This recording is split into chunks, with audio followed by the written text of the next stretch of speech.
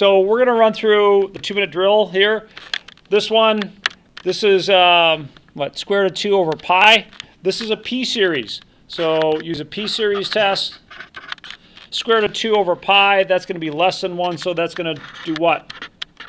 Diverge. How about this one? You could use the ratio, the root test, but I prefer you recognize that it's a geometric series. Is that ratio bigger than 1? Yes. So what's going to happen? Diverge. Factorials. When you see factorials, that's generally screaming out for which test? Ratio test. Nice. And which is going to grow faster, exponentials or factorials? Factorials. So if the numerator is growing faster than the denominator, this is going to diverge. How about this one? Nth term. If you take a look at this, you can more or less approximate this with 2n over 3n, which in the limit goes to what? 2/3. Nth term diverges. Nice.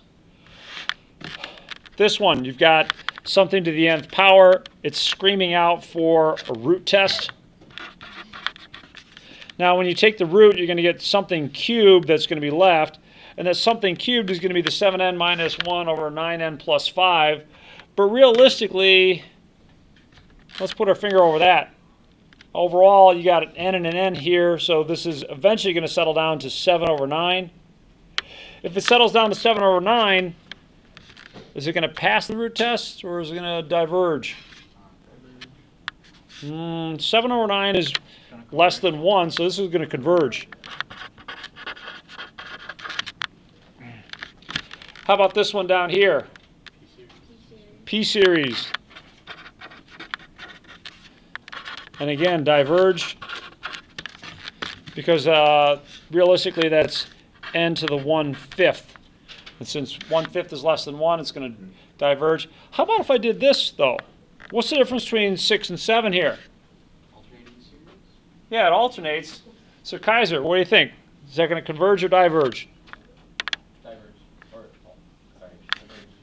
So the alternating series test, it's going to converge. But the only reason it converges is because, yeah, these terms are getting smaller monotonically, but it's alternating. That's what makes this converge as opposed to this. If this series converged, then this one would be convergent absolutely. But because this only converges due to the fact that it's an alternating series, it converges conditionally. So converges conditionally there. There's a couple answers I would accept on this next one here. You could think of that as 1 over pi to the n, or 1 over pi raised to the n would be the same thing. You could use the root test. I'd probably prefer you to use a different test. Does anyone know what that would be? Yeah, geometric. So it's a geometric series. Converge or diverge? Is 1 over pi less than 1? Converges. If this ratio is less than 1, it's going to converge. Wow, this one's kind of a messy one. N factorial to the nth power, that's huge. But then again, you got n to the 5n, that's also going to be pretty big. I'm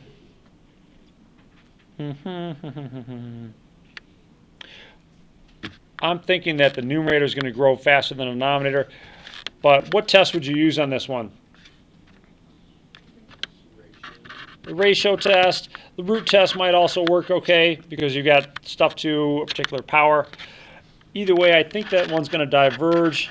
Most of these, I can just look at them and just know. This one I'm a little unsure of, but I'm pretty sure that one's going to diverge. Yeah. This one, even though it's kind of crazy, well, it almost looks like a p-series. But we can't quite use a p-series test on this because it's not in the form of a p-series. So what I would suggest is a limit comparison test, but you have to have something to compare it to. Remember on the test, your exam that you got back today, I asked for, if you're going to use a limit comparison test or direct comparison test, what did you compare it with? And the answer that you could use in this test would be B sub n would be 7 over n to the 1 over 451 power. So it's a divergent p series. If you form that ratio, I think you're going to get 1 in the limit. And because this diverges, then this would diverge.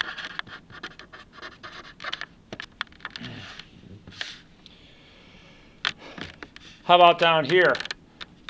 What do you think is going to happen with this series? Is that going to converge or diverge? Yeah, well, let's see. We got an n squared there in the denominator, right? Now, these constants aren't really going to make a big difference in the long run, but the n squared term, well, what's the n squared term feeling like? Yeah, it feels like a p series. So you could do the limit comparison test. B sub n could be, I don't know, let's just do 1 over n squared. Since that's a convergent p series, if you form a ratio with this and take its limit, you're going to find that this converges.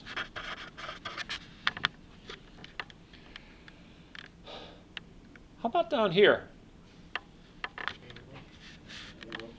Yeah, that'd be a good one, the integral test. Perfect for the integral test. You let u equal this, you're going to get a du term up here. So the integral test would work.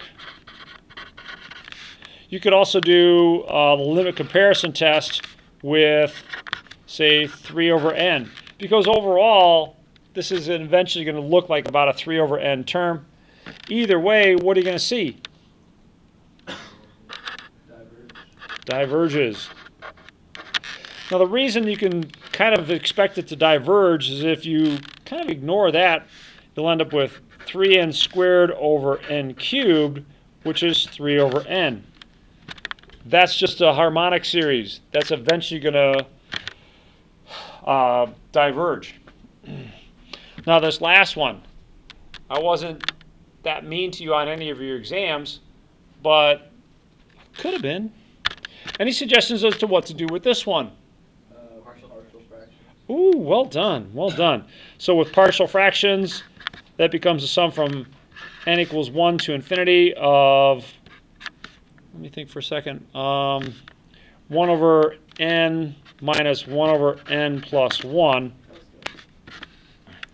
Now this is what I was looking for on the exam. If you're going to do something with partial fractions, then maybe find the sum of the first 4. Just write that out to kind of get the pattern. So when n equals 1, we'll have 1 over 1 minus 1 over 2. And then 1 over 2 minus 1 over 3. 1 over 3 minus 1 over 4. And 1 over 4 minus 1 over 5. So if you take a look at this, we're going to get some nice cancellation. Those two are going to cancel each other out. These two are going to cancel each other out. And then, last but not least, these two are going to cancel each other out. So overall, what you're left with is 1 minus 1 over 5. If you wanted to generalize that, S sub n, you're probably going to be left with the first term, which is a 1, minus the last term. Now, how can I characterize the last term? What's that last term going to look like? 1 over n plus 1. Yeah, awesome. Thanks, Syed. 1 over n plus 1. Now, the overall limit here, or the overall sum, let me call it S, is the sum from n equal 1 to infinity of 1 over n times n plus 1 is going to be the same thing as the limit as n approaches infinity of the S sub n's. So if your sequence of partial sums converges, it's going to converge to S. So that's going to be the limit as n approaches infinity of 1 minus 1 over n plus 1.